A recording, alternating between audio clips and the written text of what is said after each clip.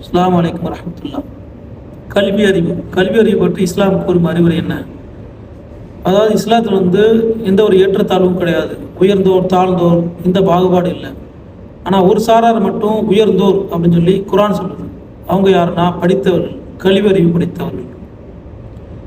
குர்ஆன் அல்லாஹ் சொல்றான், நபியே நீர் கூறும், உம்மில் அறிந்தோரும் அறியாதவரும் சமமாவார்களா? நிச்சயமாக இக்குர்ஆனை கொண்டு நல்லுபதேசம் பெற்றவர்களே அறிவுடையவர்கள். இர்ஃபா இல்லாஹுல்லதீன ஆமனு மின்கும் வல்லதீன ஊத்துல் இல்ம தரஜாத் வல்லாஹு பிமா தஅமலுன கபீர். உங்களில் நம்பிக்கை கொண்டோருக்கும் கல்வி அறிவு வழங்கப்பட்டோருக்கும் அல்லாஹ் மிக உயர்ந்த பல தகுதிகளை உயர்த்துவான்.